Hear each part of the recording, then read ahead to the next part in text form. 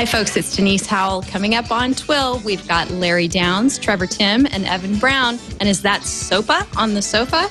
We're going to talk about SOPA a lot. And also Twitter having to turn over user data. Alki David is back. The Silk browser is out on the Kindle Fire, and its music service is there too, along with Google Music this week. All of that and more next on This Week in Law. Netcasts you love. From people you trust. This is TWiT. Bandwidth for This Week in Law is provided by Cachefly at CACHEFLY.com. This is TWiL, This Week in Law with Denise Howell, episode 138, recorded November 18, 2011, A Face for Booze. This episode of This Week in Law is brought to you by Ford, featuring available Sync with My Ford Touch. Sync with My Ford Touch gets you to your destination with integrated turn-by-turn directions and directional arrows displayed on screen. Check it out in the new 2012 Ford Focus and at Ford.com/technology.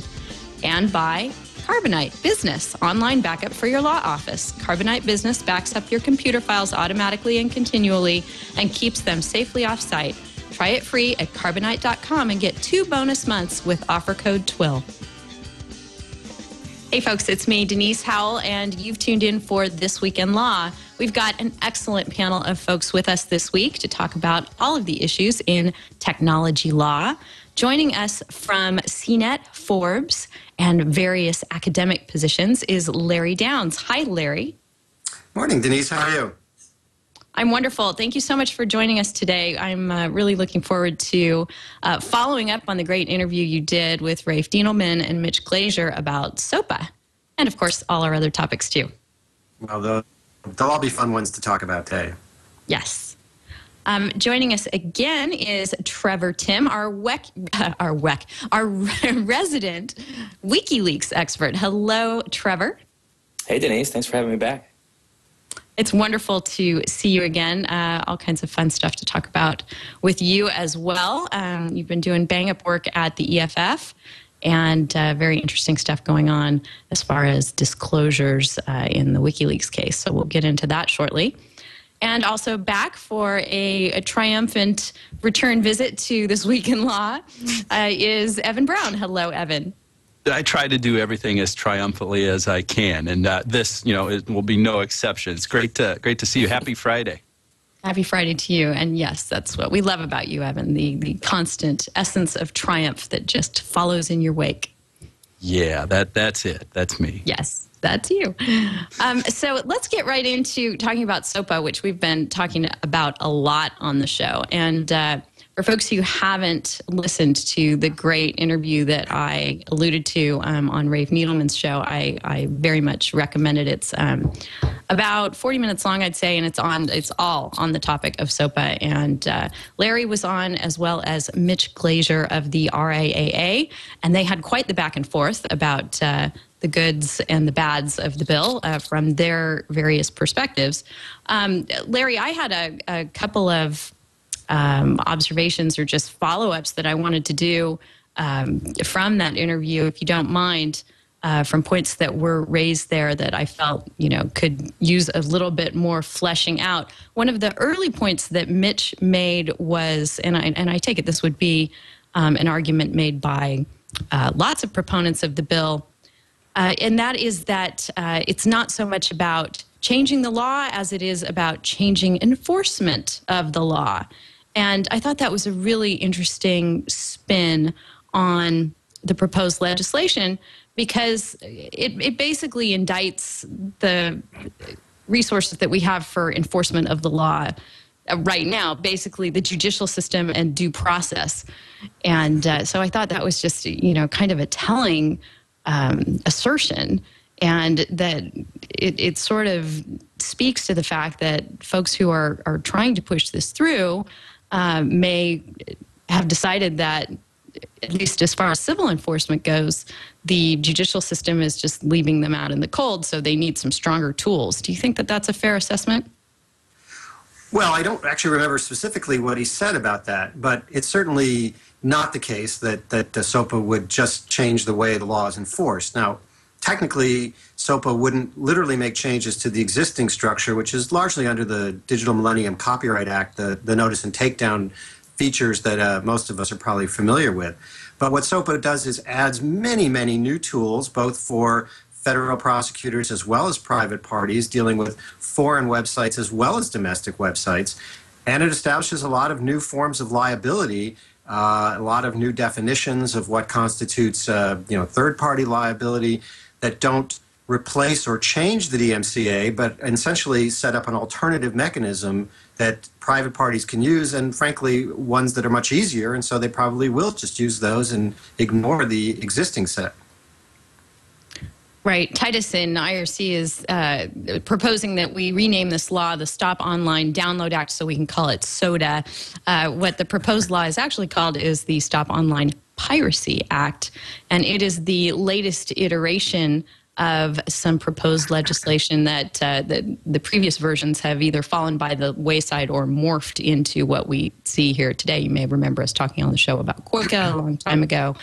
And this is sort of son of that legislation, and involves some various reporting and safe harbor provisions that would enable plaintiffs to bring down websites in a manner of speaking, make it so that it's difficult to access them or impossible if you're in the U.S., and various other provisions if you can jump through some hoops and show that they are engaged in nefarious activities from the copyright standpoint. Trevor, you've been doing a lot of analysis and work on SOPA for EFF, and were just about to tell me before the show how the internet struck back at the law today. You want to tell us what happened there? Well, yeah, so the big problem that all the internet companies have been seeing, in EFF as well, is that this law basically allows corporations to take a sledgehammer to websites. If just a portion of a website has infringing material on it, say a YouTube-like site has 1,000 videos, but one video is infringing someone's copyright, in the current system, you would send a notice to YouTube and say, take down this specific video. But this allows corporations to send notices to payment processors and advertisers, and then they shut down the whole website.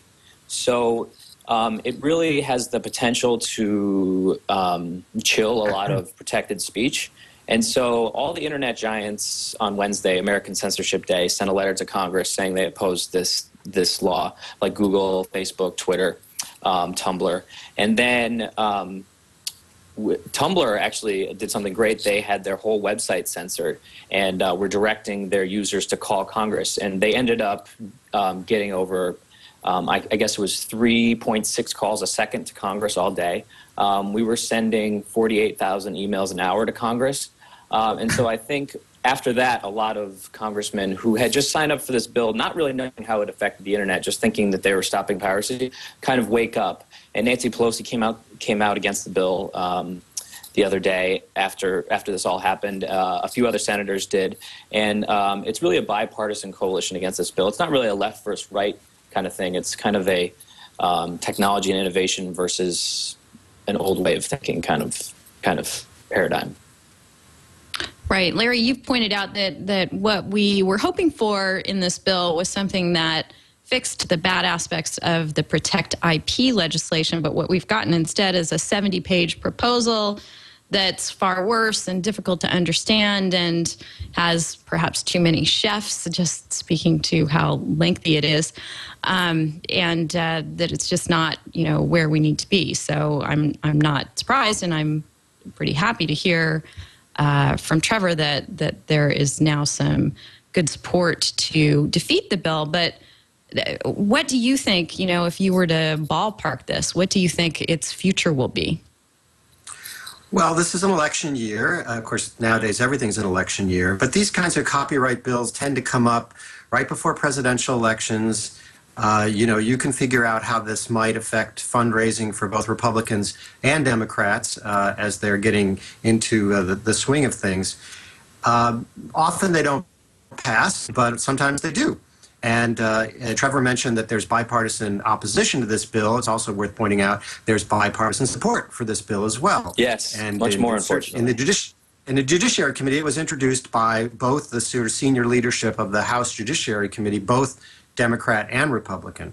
Now, one sort of good thing to say about the current state of things is that the House version is so different than the Senate version. We thought the Senate version was bad, but they're so different that even if both bills do pass, obviously they would have to go into a conference committee to work out these very significant differences. And at least in the Senate, at least so far, we have Senator Wyden who's put a hold on the bill in the Senate. So, you know, there's lots of procedural things that are going to happen. The House said today that they want to do a markup of their version by the end of the month. It could certainly continue to move, and, you know, it may pass even though maybe people who are running this bill don't actually want it to pass, but they may kind of get caught up in the moment. One of the points Mitch Glazer made in support of the bill that Trevor just alluded to as well is its provisions for making so-called surgical strikes on sites. If there's a portion of the site that is an issue from copyright rights holders' perspectives, that portion of the site could either be blocked or could be deprived of its financial processing tools, while the rest of the site could go on just fine. It strikes me that that would be a really difficult thing to actually execute in the real world. Do you think it would be a bit cumbersome as well? Well, cumbersome and dangerous. Yeah. This is the part of the bill really that only speaks to the Department of Justice. And this has to do just with going after foreign rogue websites that otherwise are outside the reach of U.S. jurisdiction. One of the things that the Department of Justice can do that private parties can't do under this bill is to order ISPs and other domain name system servers to redirect, frankly misdirect, traffic that's intended to go to a condemned site and send it, you know, to one of these warning pages. And what the RIA says is, oh, well, they don't have to do the whole site. They can just, you know, work on a subdomain level or even on an individual page level and just misdirect the part that's infringing. The problem with this, though, is the only real way from a technical standpoint that an ISP or any other domain name system server can do that would be to start getting involved in deep packet inspection to look and see, okay, is this request for a part of a page that's been condemned, or is it part of the page that hasn't been condemned? And really, the last thing anybody wants, including the ISPs, is for them to get in the business of looking closely at the packets as they're coming across the transom to see specifically what is it that the user is asking for. Evan, do you? I'm curious where you stand on this bill. Have you made up your mind about it yet? Do you think it's a good idea? Do you think maybe they should go back to the drawing board, or that our existing laws are perfectly sufficient to protect rights holders, and this thing should just be thrown out? It probably wouldn't be a bad idea to throw it out and start over.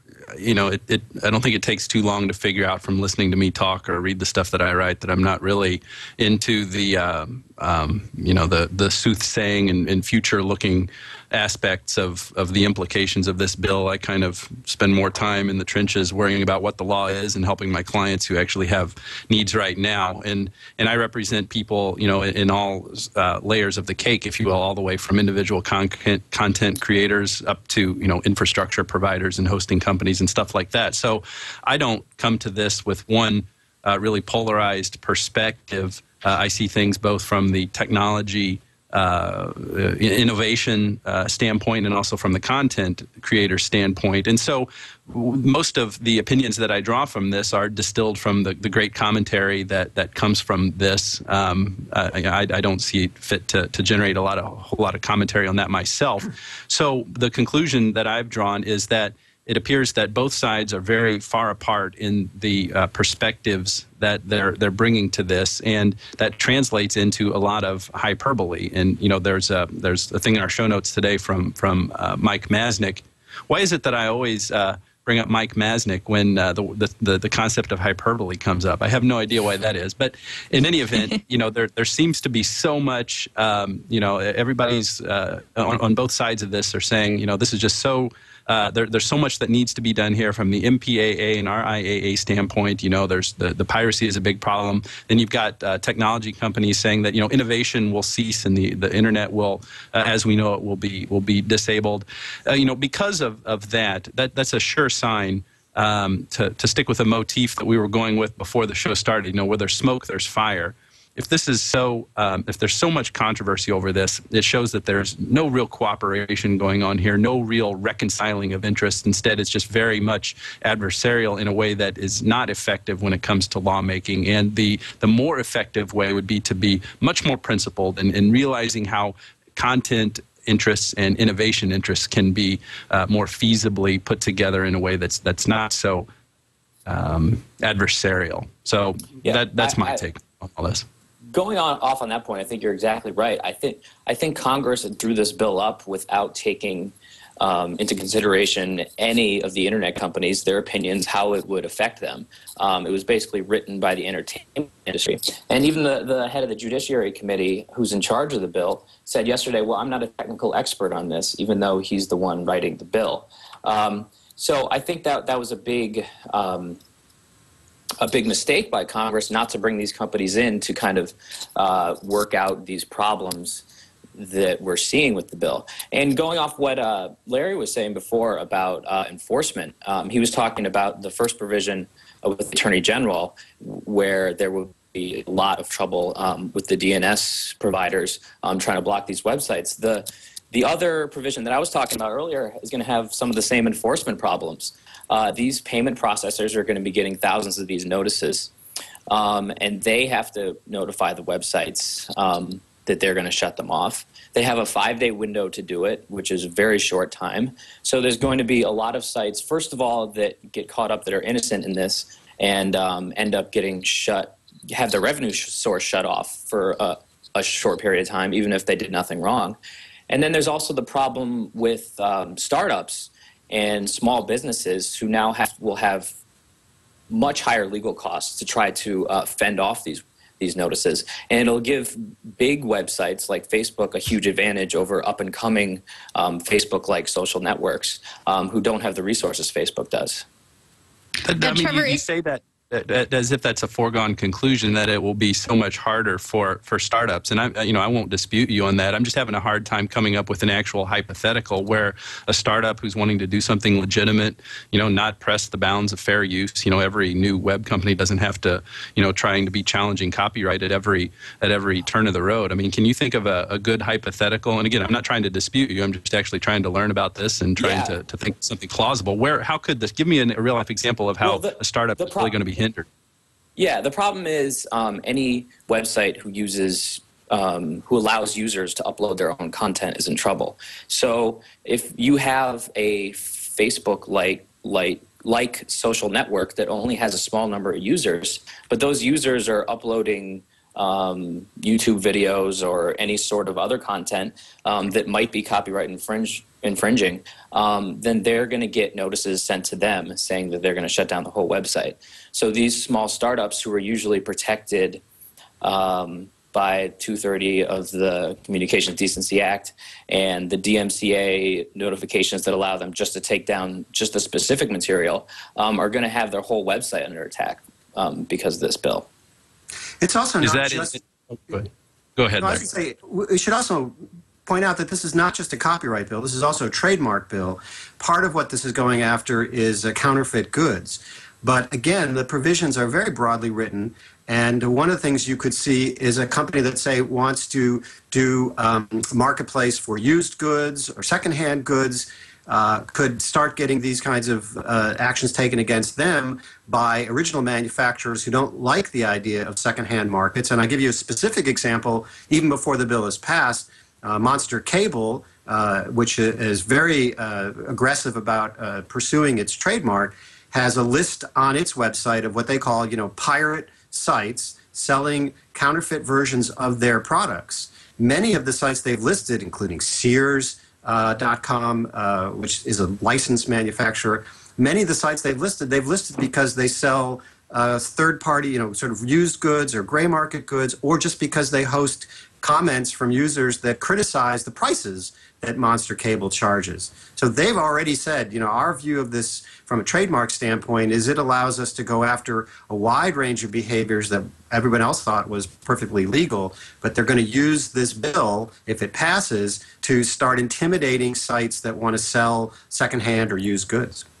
I wasn't aware of that example of using Sears, but, Larry, what you said, among the reasons that Monster had the example was, gray market and counterfeit goods. Why is it that we're to assume that a trademark owner shouldn't have the rights and pretty strong remedies to go after that stuff? Why is that inherently bad? There's a big difference between gray market goods and counterfeit goods. Gray market goods are just being sold by a distributor that isn't necessarily the distributor that's on the terms that the trademark holder wanted. But if they get those goods legally, they're allowed to resell them for any price they want, as long as they make clear their trademark relationship with the seller. But the point is, they already have these powers. The Lanham Act, the trademark bill, gives them the power to enforce their trademarks. If there are abuses either of counterfeit goods or of using the mark in a non-authorized way, they already have the tools to do that. They don't need the ability to go after payment processors and ad networks, or at least if they do, they certainly haven't made this case economically and certainly haven't shown a cost benefit that says the way they're going to do it under this bill would be doing less harm than good. This just is throwing spaghetti at the wall to see what sticks.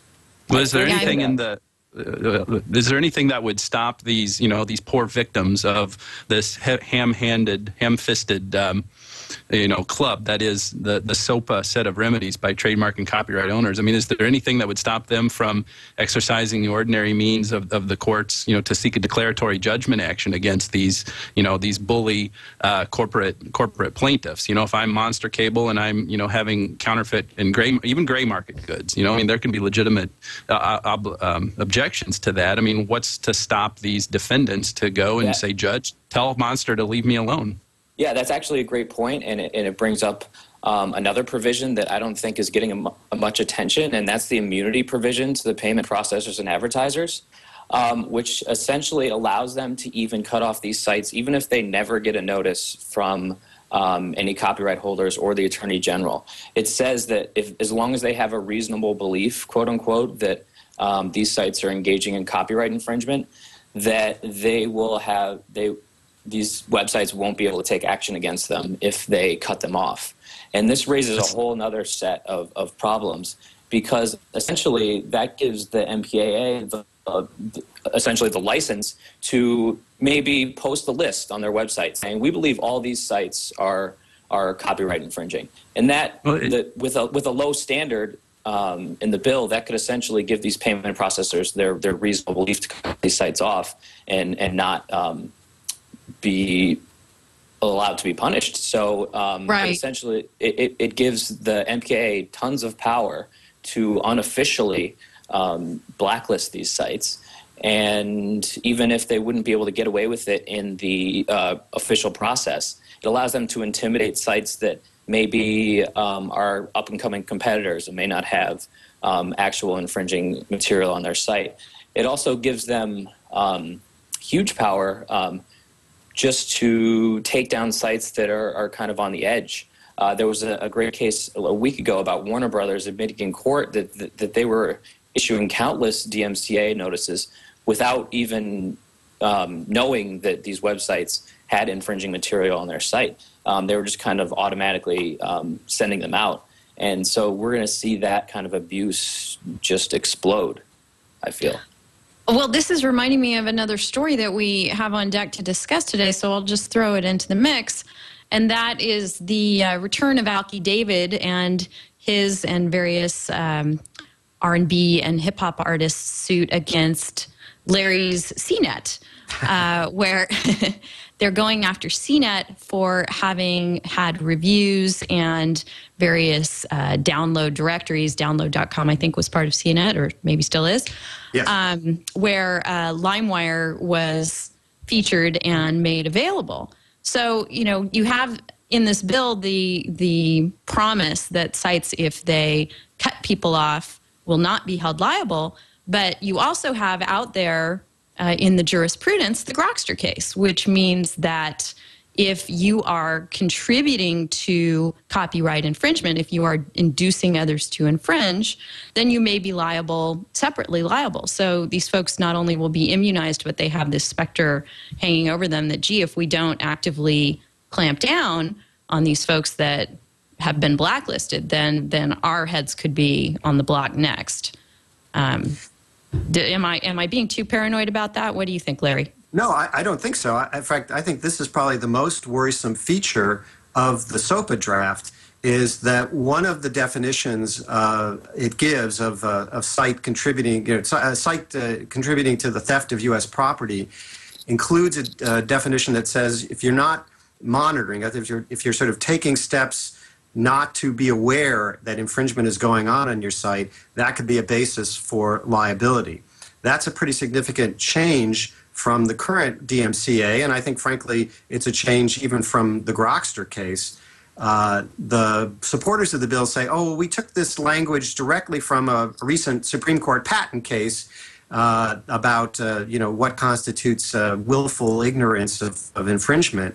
The problem is that what they took was actually half a sentence from a patent case, which is not necessarily applicable, and they kind of ripped it out of context and put it into this bill where it could have a very, very different interpretation. It doesn't actually say literally we want to follow the standard of the Global Tech case, which was the patent case. They just took a piece of the language from that case, threw it in this bill, and many people believe, and I think plausibly, well, we won't know until it gets interpreted in the courts, but many people believe plausibly that that particular language has a very dramatic shift to what is the current standard for intermediary secondary liability in both copyright and trademark infringement.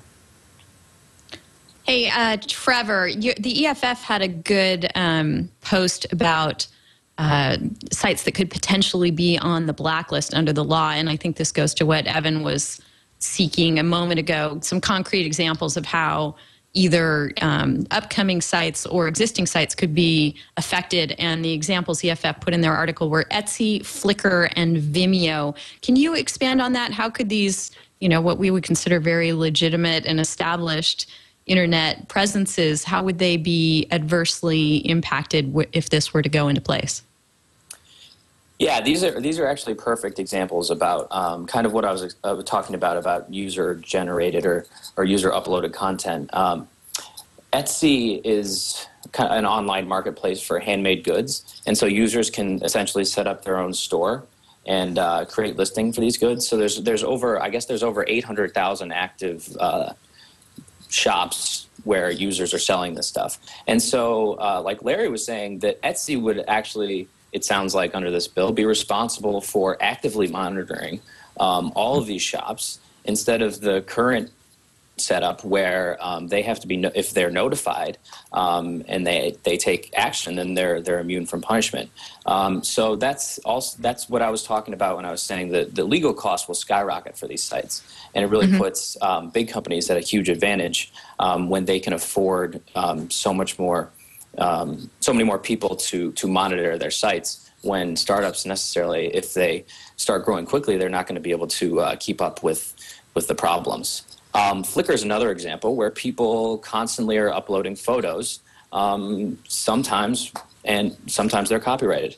And Flickr will now be forced to monitor millions and millions of photos and try to figure out if they're copyrighted or not, which is obviously sometimes very hard when you're dealing with photographs, unless you're told specifically by the person who took it. So these sites are the type that are really in trouble. Same thing with Tumblr, and I think that's why they came out so strongly against it. And we're trying to get people to activate people and get them to call Congress, because they basically survive on users creating their own content, and that's where the trouble lies. I guess I might be missing something really fundamental here, and I don't want to be missing something fundamental because I don't want to look like an ass if I'm, trying to to make some sense out of something for which there's no sense to be made. But, very little time is spent, I think, in a lot of the commentary actually looking at the language of the statute. And I have something from SOPA here in front of me. I have a copy of the bill. It's a big, thick, actually printed out. And, what we're talking about here going after are sites that are, the definition in SOPA at least, are sites that are dedicated to the theft of U.S. property. And so an internet site that is dedicated to the theft of U.S. property is one that is an internet site or a portion thereof. A portion thereof. And then it goes on to say, is the U.S. directed site that is primarily designed or operated for the purpose of, on and on, for the infringement of intellectual property. I mean, how can anybody say with a straight face that Flickr or Tumblr there's a third definition there. If you keep going, it also says if the site is not, monitoring, taking steps to determine whether there's theft of U.S. property, that's also one of the bases for liability. And that's, as I say, that's the one that is most concerning to most scholars. And that's what brings it into the definition of a site? Okay, I'll read the next paragraph down. Okay, I'll read it. And I think you're right that the definition, if we're to look at it the way rational people would look at it, may not encompass these sites to the point where they're shut down completely. But the problem, the part of the problem is the notice and takedown procedure is so stacked against these sites that they're going to have people challenging them even if they're ultimately innocent. And I think that's where a big problem lies, especially with just the flood of legal costs they're going to have just dealing with people instead of targeting the copyrighted material, going after the entire site. Right. It strikes me as you're talking this through that we're going to see sites like Etsy and Flickr and other sites that take user content that is not video having to emulate what Google has done as it has battled with Viacom and put various filtering technologies into place and maybe go overboard on the other end and filter things out that actually aren't infringing or have a valid fair use reason to be on the site. And isn't it ironic that the development of those technologies would be just that, a real boon for technological innovation?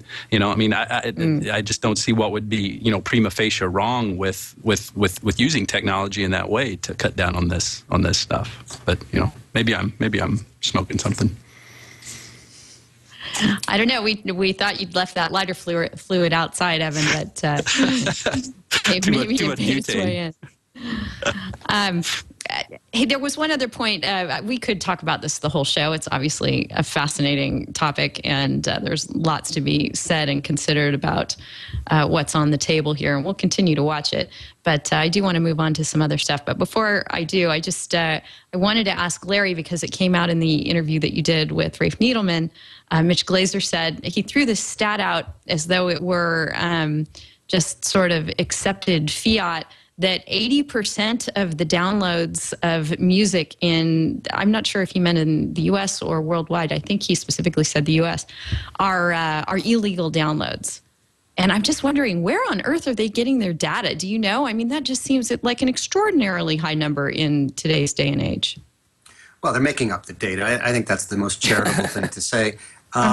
Every piece of data that's ever been offered by the entertainment, and by the way, I don't mean to suggest that piracy isn't happening. I don't mean to suggest it's not a problem. I don't mean to suggest that there aren't perhaps needs for more custom legal solutions for internet piracy. But when we're talking about the data, I think this is where the industry has really been the most irresponsible. The data, every time they come out with a piece of data and somebody actually kind of goes back and looks at it, it's clear that it either was made up or it's based on a set of crazy assumptions, like, every Chinese farmer would actually have paid American retail price for a song at a record store. I mean, it's just not plausible data.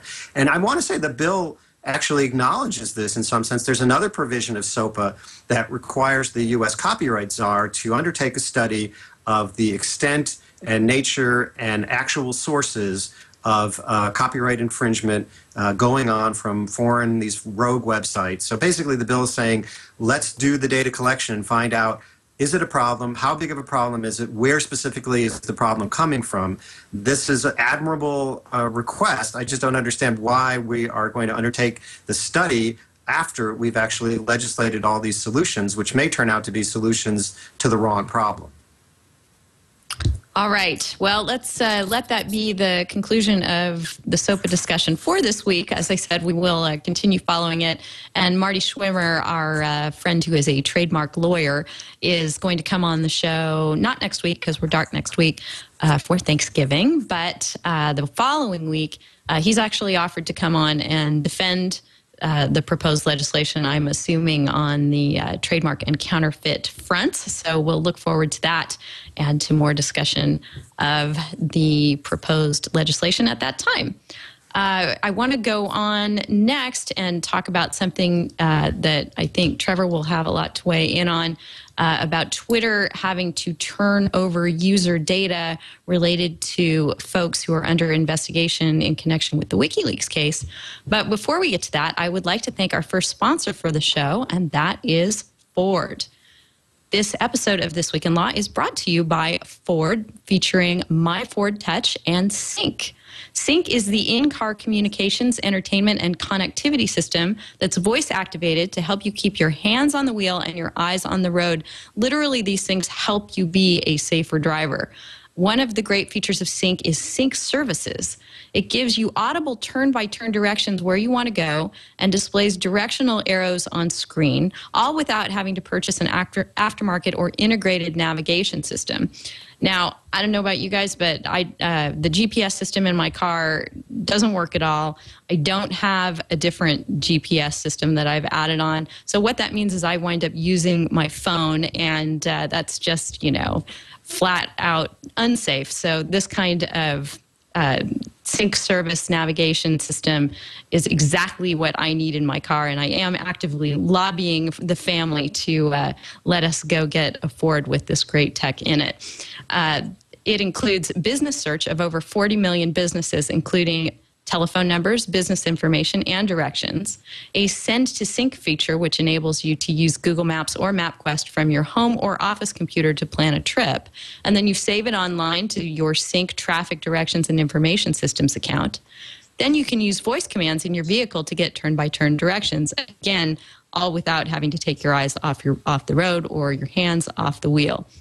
A free Sync Destinations app is going to be available in the various app stores. It'll give you mobile access to manage your sync traffic directions and information systems account on the go, and the ability to pre-save destinations to your account, such as home or office. Plus, you can get traffic updates sent to your mobile phone via text message. It's all designed to help you keep your hands on the wheel and your eyes on the road, right where they should be.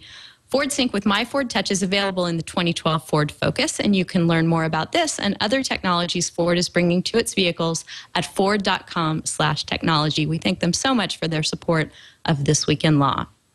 So, Trevor, poor Twitter has been under fire from the investigators in the WikiLeaks case. The Justice Department sought information without a search warrant as to information related to various suspects in the WikiLeaks case.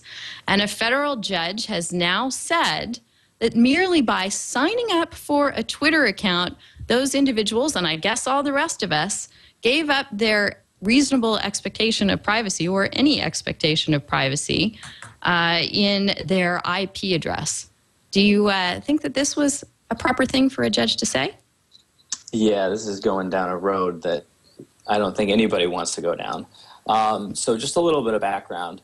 There are 3 volunteers for WikiLeaks, including an Icelandic member of parliament, which the EFF represents in this case, that had worked with WikiLeaks about a year ago, or probably 2 years ago now, when they released collateral murder video that showed U.S. forces firing on 2 Reuters journalists and a bunch of other people from a helicopter.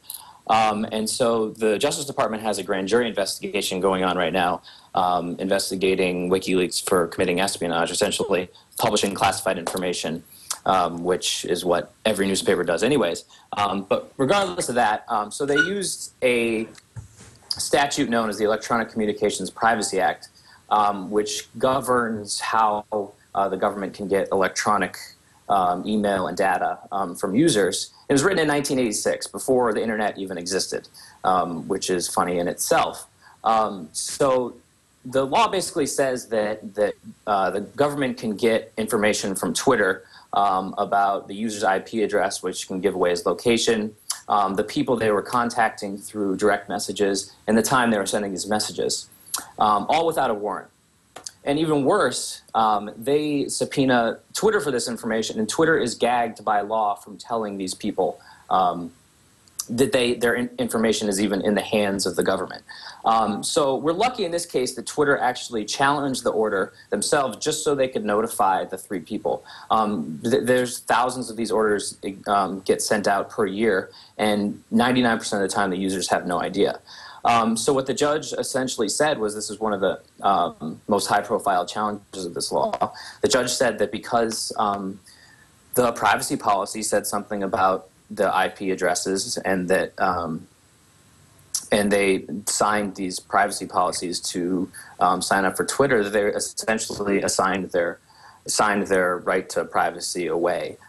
Even though these privacy policies are very dense, obviously nobody reads them, and nobody really knows how IP addresses work, or at least the general public who aren't involved in tech issues every day don't realize that they're sending out their IP address to Twitter when they use it, and that it could potentially give away their location.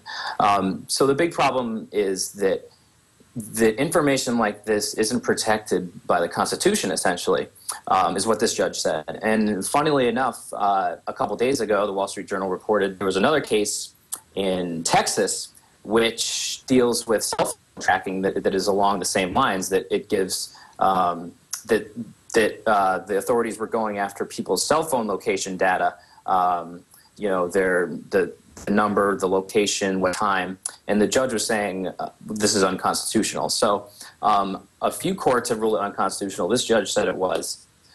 So it's an unresolved issue, but it looks like for now that Twitter might have to give this information over. So, Evan, we talk a lot about the show on things hidden in terms of service and whether or not people read them and the extent to which they can be held to them. Here's one where the court said, you know what, you should have read this one, because if the DOJ comes a knocking, someone like Twitter can tell them where you are. Do you think that was properly decided? I thought you were going to say if the DOJ comes knocking and the house is a rockin', you need a warrant or something. I don't know. I didn't know where that one was going. That's good. So, well, I'm all for personal responsibility and, have a little patience for people who say, oh, I didn't know the terms of service said that, and then try to, say that there's some kind of victim because of that. So, while I don't think that what the terms of service say, is always going to be dispositive, it's certainly relevant, and I can't find really good grounds to criticize that part of the rationale of this ruling. What troubles me is just kind of the overall fundamental privacy concern that really isn't addressed anywhere too adequately, whether it be in the Stored Communications Act or the Fourth Amendment or whatever. Just the kind of that lag, that margin of difference between what our sensibilities of privacy are and what the law will clearly articulate how we are protected. So as far as the terms of service, I can't really say that those should be disregarded in a situation like this. It seems to me like the terms of service may have been almost secondary in this case, Larry. Do you think it would have been decided differently if there hadn't been a specific provision in Twitter's terms that dealt with IP addresses? I mean, obviously, Twitter's going to have that information and be able to turn it over to authorized government agencies when requested. If it, I don't think it wanted to, it was ordered to. Do you think that this would have been differently decided if they hadn't actually advised users along these lines? Yeah, I think that's right. The terms of service is just one piece of evidence, and the problem here, it's a permanent problem. It's never going to go away. is that the way the Fourth Amendment works is it talks about unreasonable searches and seizures. And what the Supreme Court has said since the late 1960s is, well, how that translates to privacy is if you have a reasonable, objectively reasonable expectation of privacy, then the search and seizure requires a warrant. You talked about this, I think, earlier on an earlier show with the recent Supreme Court case that was just argued about the warrantless GPS tracking, or the warrant had expired. So courts are always, when it comes to new technologies, they're always being asked to answer this question of, well, what is now, at this moment in time, a reasonable expectation of privacy with relation to a particular technology? And they have to look at, whatever facts, whatever evidence they can to determine what is reasonable, what isn't reasonable. So the terms of service is one that suggests, the user should have known, shouldn't, expected that information to be private. But then, of course, there's lots of evidence on the other side that says they had a reasonable expectation. And this is just the back and forth that goes on as technology kind of, changes the landscape, both for law enforcement purposes as well as for personal privacy. Yeah, I think that that's a good point. That I also believe that was only part of the ruling. But the really scary part of the ruling was, well, actually, I guess there was two. One, that these orders are going to stay secret, and that the judge refused. There's 4 others in this case, and the judge refused to unseal them, even though the public knows by court docket numbers that they exist. So we don't know what the other companies involved were. And 2, is that the judge made an argument about the reasonable expectation of privacy that's actually kind of scary and kind of a catch-22 for a lot of privacy advocates and reporters, which was essentially saying that because these 3 people had such great knowledge, Jacob Appelbaum, who is a privacy researcher and works for Tor, he's a very prominent researcher in this area, knows all about IP addresses and what they can do and what the government can get from them. So the judge was saying essentially because they knew so much about online privacy, that therefore the court is going to afford them less privacy under the law, which really is just a convoluted way to address things, because it's essentially saying the more informed you are, the less privacy you have. And so that's part of the ruling that I was really concerned about. And I don't know this for sure, but I don't think the judge realized that that's what she was essentially getting at. Yeah, that's really interesting. It's almost a parallel to being a sophisticated investor in the securities litigation realm. Fascinating point there. Evan, any final thoughts on this? Not really, no. I'm going to just only tweet about innocent things like Zima commercials from the mid-90s. Zima commercials. Hey, one thing you tweeted about that I want to get to shortly is facial recognition at bars. That sounds like a place where we definitely need to have facial recognition technology in place. But before we get to that, I want to thank our second sponsor for this episode of This Week in Law, and that's Carbonite Business, which is online backup for your law office or your business of any kind. Carbonite Business backs up your computer files automatically and continually and keeps them safely off-site, which is where they need to be. Belt and suspenders, you need your on-site backup and you need your off-site backup in case of some kind of catastrophe at your place of business.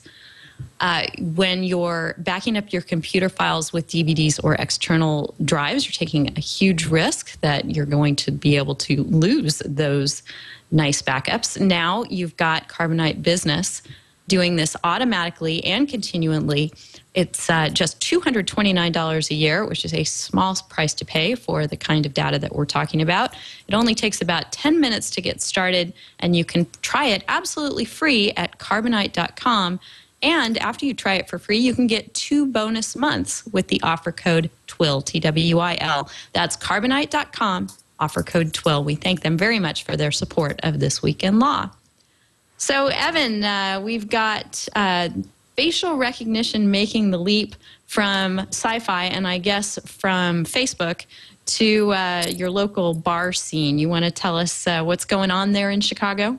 Well, yeah, I don't go out to bars in the city or for the suburbs, really, for that matter. I'm mid-30s guy living in the suburbs with a wife, happily married, and 2 children. So don't spend much time in the bars in Chicago. But the kids tell me the kids that go to the bar, not my kids, tell me about this technology that is actually, I guess there's a subtle distinction to be made here among within the technologists who talk about these things, the distinction between facial recognition and facial detection. And what seems to be going on in the bars is facial detection, the fact that there is someone there and that it's somebody of a certain demographic, certain age, certain gender, and that provides information that can be aggregated to say, like who's at, what kind of people are at a place where you might want to go. So this is interesting stuff, and the technology in and of itself is something that seems to be relatively benign, but what becomes more concerning is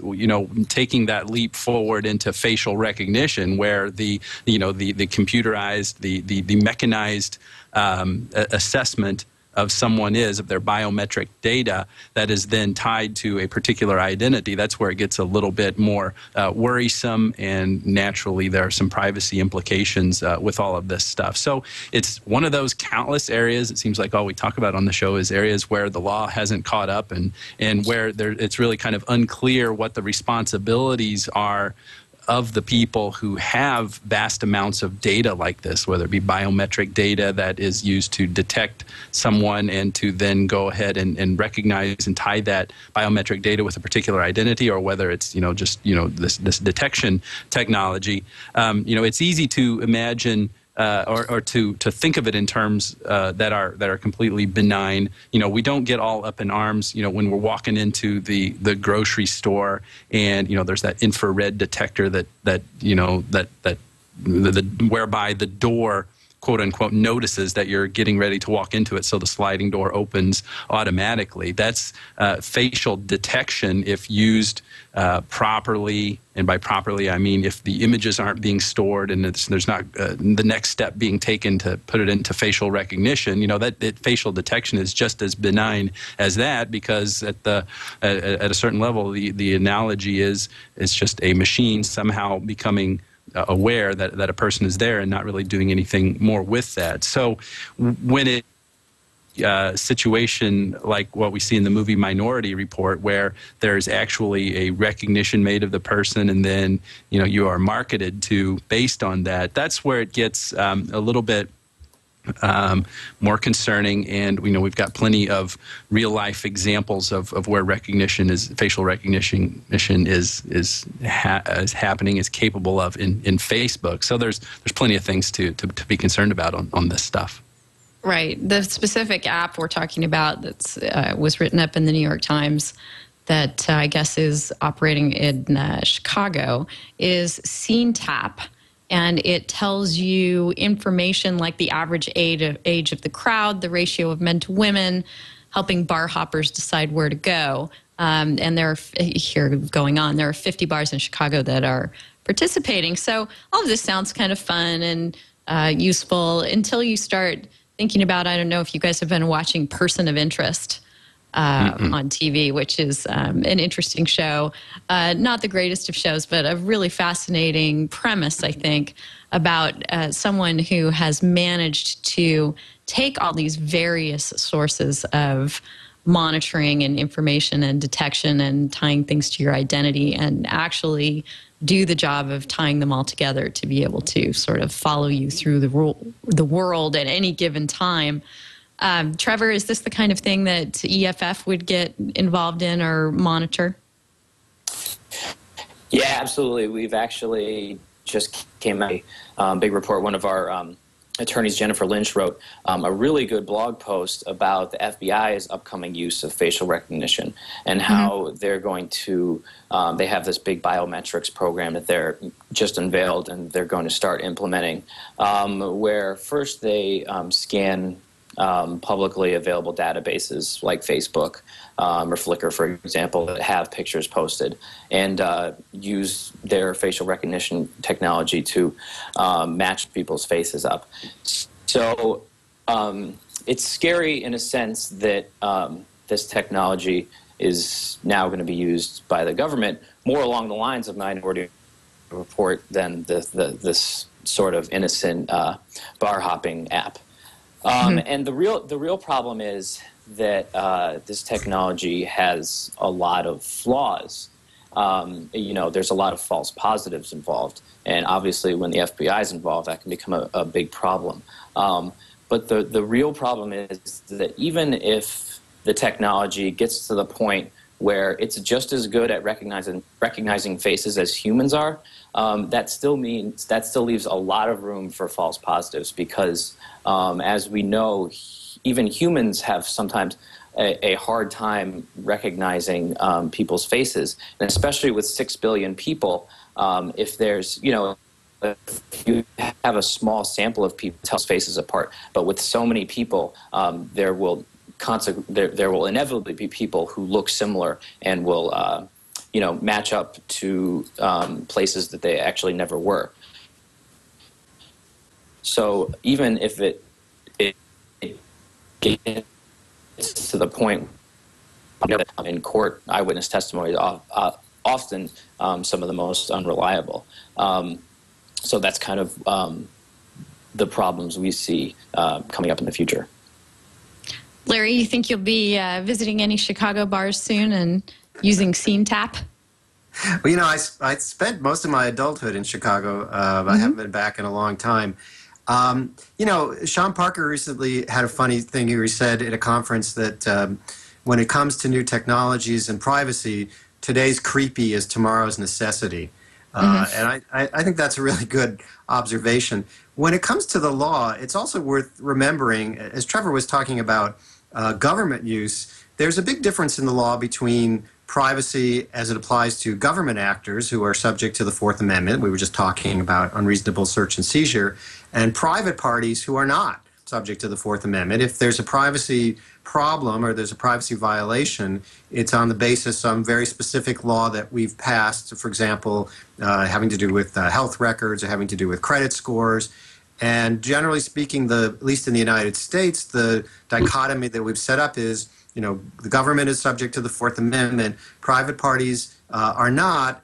They're only subject to very specific problems that we've addressed through very specific legislation. So if there turns out to be some private misuse of facial recognition or biometric data, we might see privacy legislation aimed very specifically at that. But of course, for now, we're still in the tinkering around with it stage.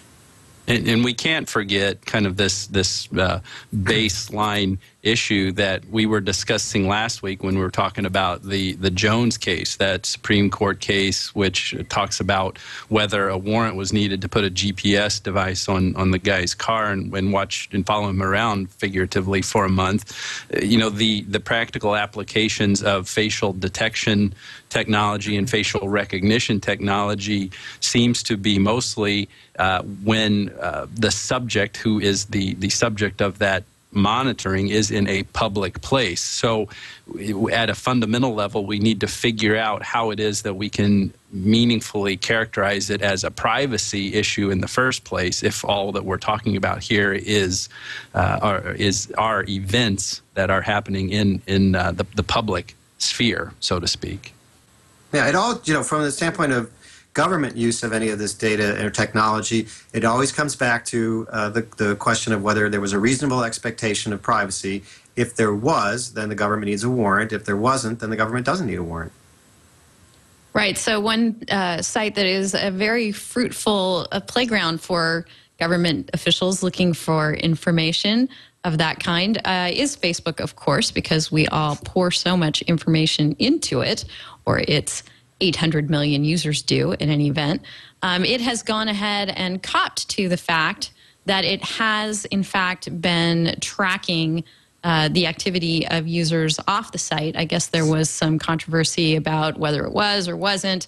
It's finally gone ahead and acknowledged that it has created a running log of web pages that each of its users has visited during the previous 90 days. What do we think about that one being creepy or necessary, Larry? As I say, it's all fun until somebody gets hurt. Right. Look, I don't know the specifics of the technology or the how the terms of service at Facebook would relate to this, but obviously lots of people put cookies on our computers while we visit their sites, and those cookies can be persistent and can be tracking things that are happening even when we're not on a particular site. All we can say is that it's not illegal in the United States. There may be a requirement to disclose it, or if you've said you're not doing it in your privacy policy and you do it anyway, then that can be a violation of the Federal Trade Act. But other than that, there's nothing illegal here. Trevor, any thoughts? Yeah, I mean, I agree that it's not necessarily scary to think about it. And I think at EFF, we're concerned when corporations have this kind of data, that it could end up getting in the hands of the government, especially with the laws that have lower thresholds, like the Stored Communications Act, like we were talking about before with Twitter. But the real, I guess, the scary part about Facebook is that you're not logged into these sites, and there's all the websites. Every website you go to, it seems now, has that Facebook like button on it.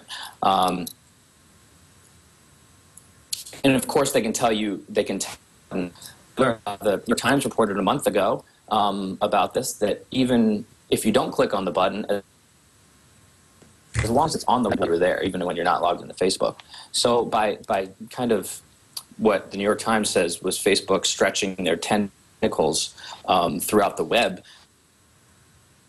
essentially creating a system where it's impossible to avoid them, no matter what you're doing. So in that sense,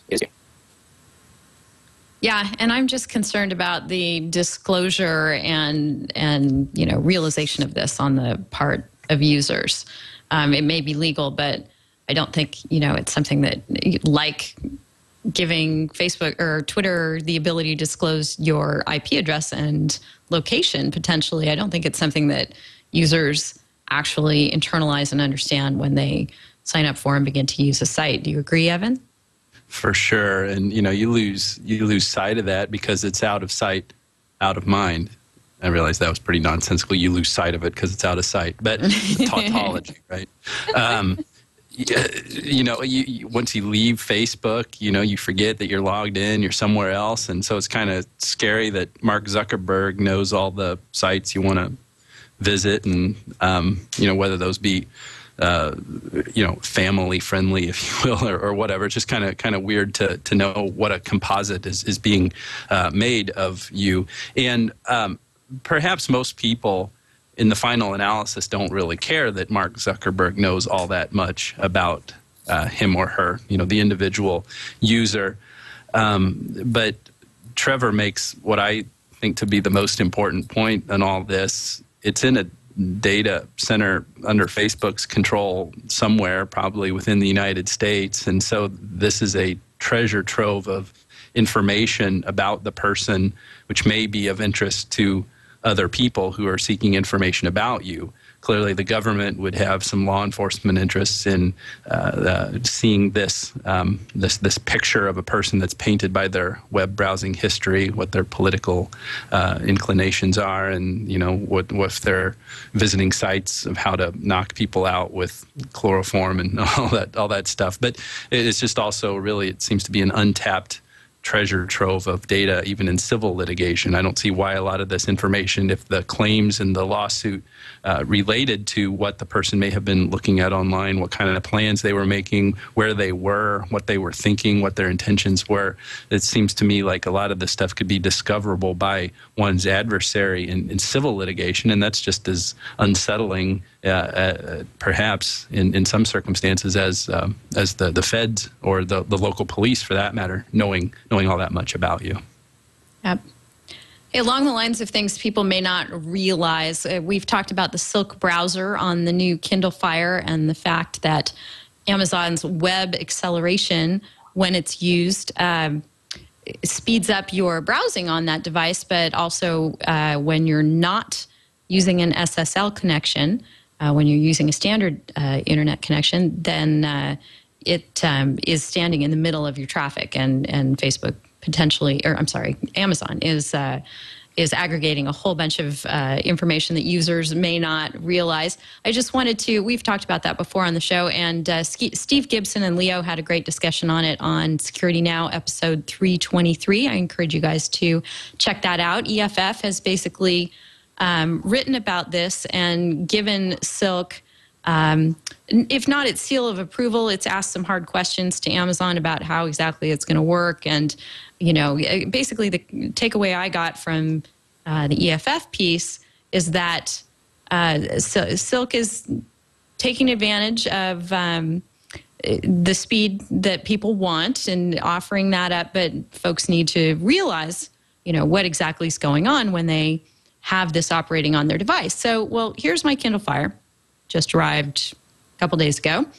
And one of the first things I wanted to do was figure out, okay, so EFF is happy that you can opt out of acceleration. So how easy is that to do, and what's that process like? So at first I tried the normal settings on the device to go there and see, you know, is there some big security or speed or opt-out thing there? No.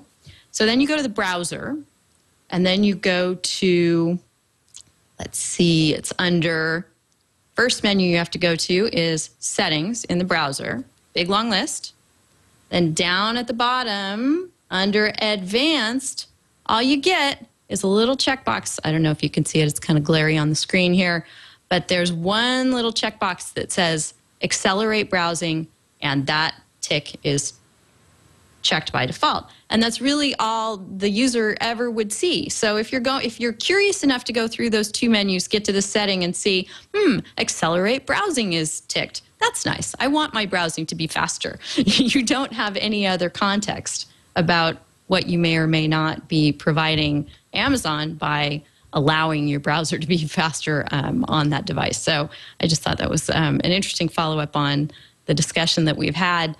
Trevor, are you surprised at all that Amazon hasn't given more context? I looked in the FAQ. I saw nothing about any of the issues about accelerating Silk.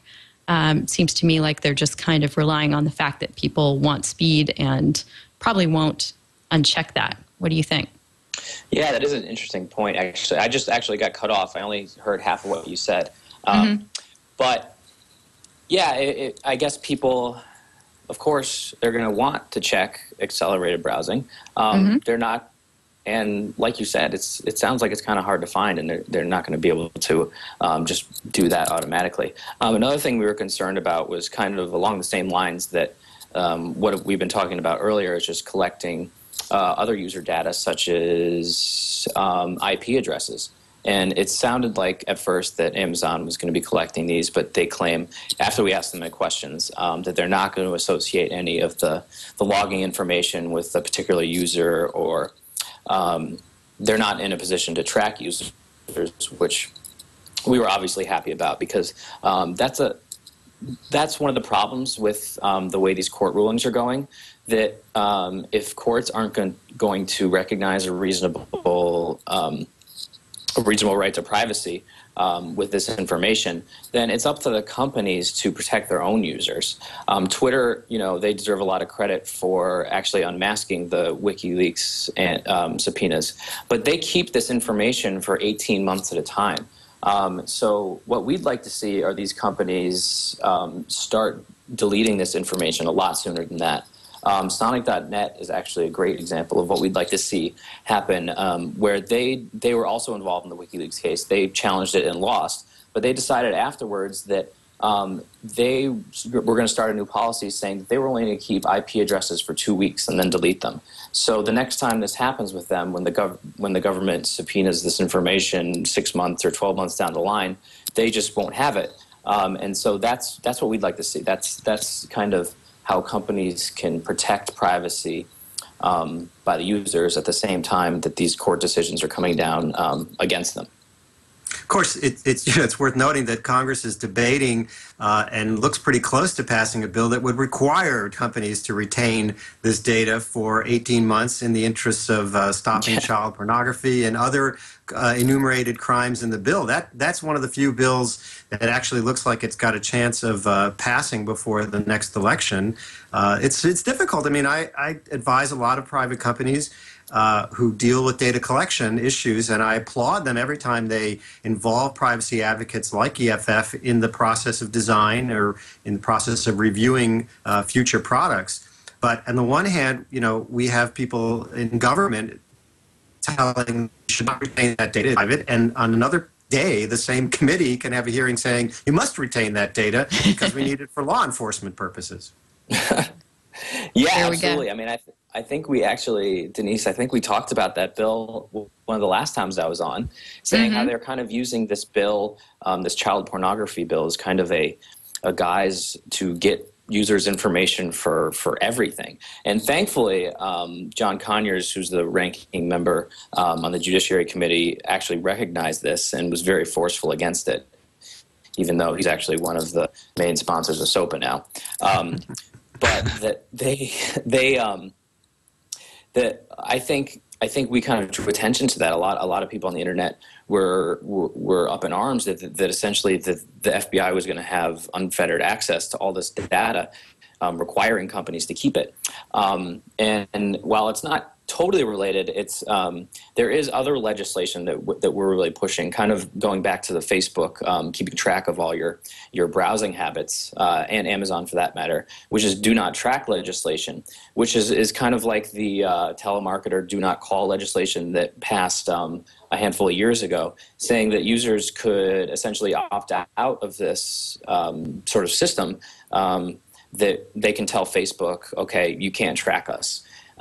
So that's facing a lot of opposition in Congress now too, for obvious reasons, because marketers love this kind of information. So, but EFF is definitely on board with that legislation. Right. But, it faces the difficulty too that cookies are useful in many, many ways. And, that there are good ways to use the data and bad ways to use the data, I guess. And then you get into the question of whether you've adequately disclosed how you're going to be using the data. So it seems to be, once you go down that rabbit hole, it's hard to get back out. Yep. One last little note about the Kindle Fire is that now Amazon's cloud music service actually makes sense to me. It turns the Kindle Fire into a streaming music device if you have used their cloud service to upload your library, which I did when it came out. So that never really made sense to me on the computer because I don't spend a lot of time in front of my computer listening to music, but with a portable device, then yes, I could see where that would be useful. And also Google Music debuted this week, coincidentally. Who knows if that timing was coincidental or not. It came out of beta. And I guess this all just sort of harkens back to that 80% number that Mitch Glaser tossed out there. We have these cloud music services out there where people are taking their music, however they may have obtained it, and making it available in more mobile and streaming convenient ways. We've talked about on the show before how the entertainment industry may not be thrilled about that, but so far, no action against these cloud services. Larry, any thoughts on them? Well, there is action against the cloud services in some sense. If you read, again, all the way back to our beginning of our conversation on SOPA, many people read this as a direct assault on cloud services, on lockers of legal and illegal nature. And of course, there's still the pending litigation between Viacom and YouTube. It's up at the Court of Appeals now with YouTube in the lead.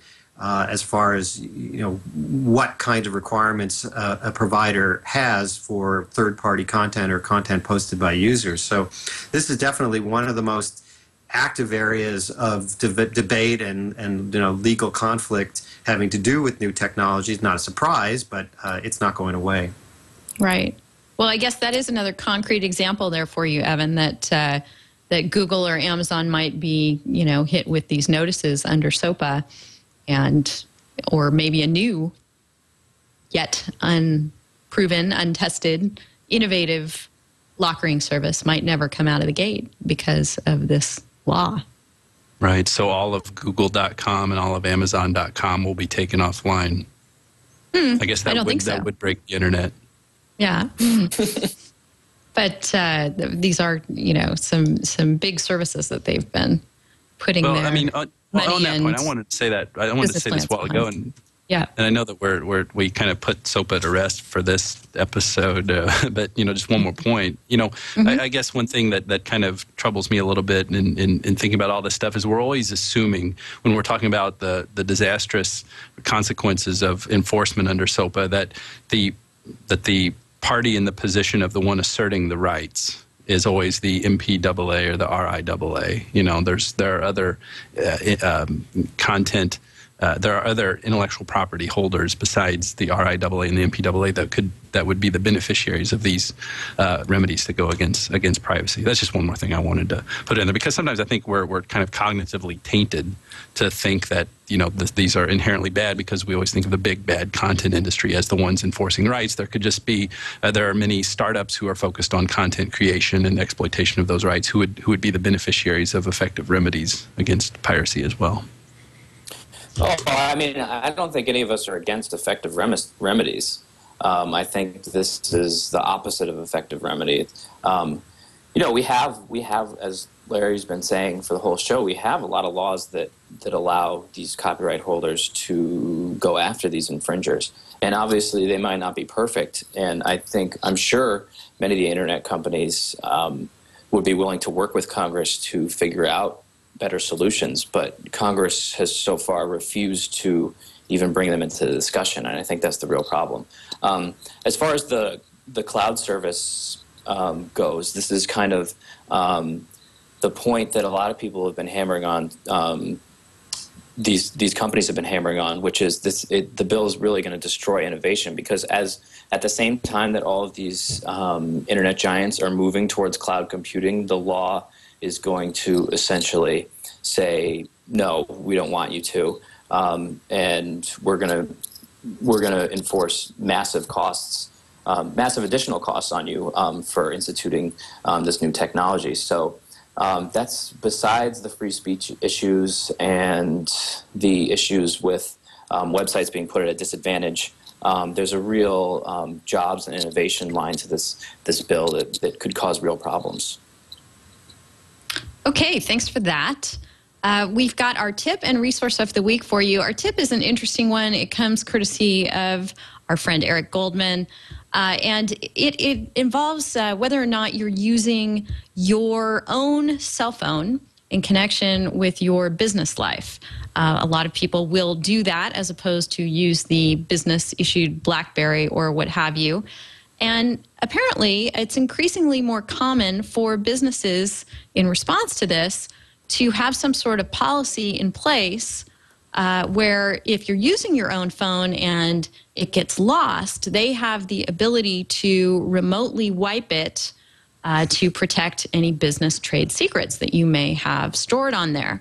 And this seems like a really interesting situation to get into, because that's like telling your employer, because you do work on your home computer, that they can remotely wipe that too. And of course, there's all kinds of information that people store on their computing devices that has nothing to do with their work life. So it's one of these conflicts where we always see the blurring of lines between one's professional and personal lives, and this is another instance of that. And the tip would be just to be cognizant that your employer may want to put some requirements on you if you are using your own technology in the service of your business life. And for employers, the tip is be very careful. If you're going to have a policy in place that does enable you to remotely wipe an employee's technology, be it a phone or something more substantial, because the liability considerations there could be pretty big if you're being too broad and going after things that could actually be valuable to the employee that have nothing to do with work. So that's our tip. Be aware of what's going on with remote wipes of phones and other technology related to your business. And then our resource of the week is a great one, and it was given to me by Mark Glazer after he was on the show recently. And it's a guide. It comes from the Center for Social Media, And it's a code of best practices in fair use of online video.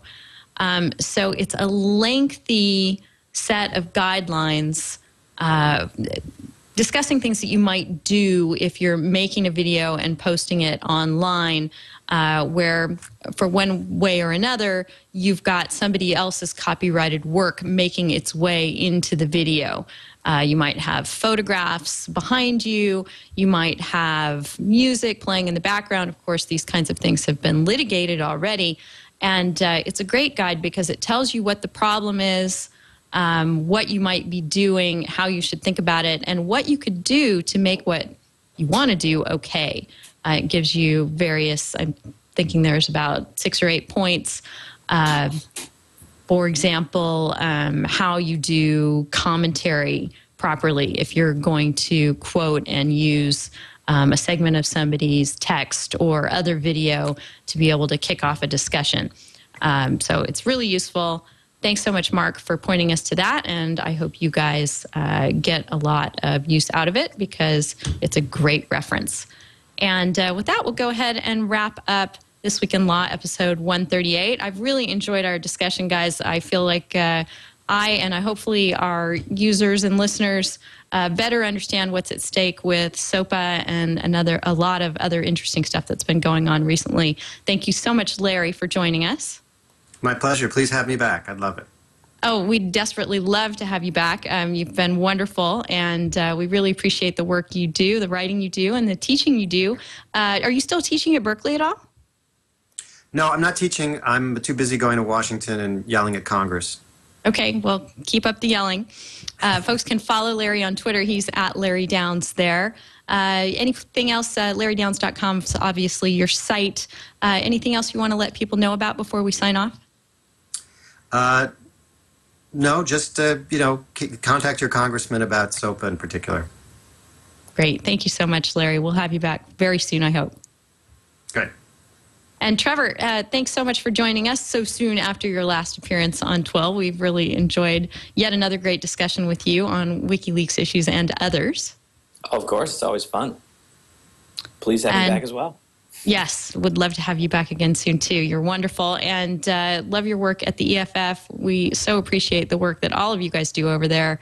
The really important part of the internet fabric in general. So we're very grateful and thrilled you could take time out from those important duties to join us today.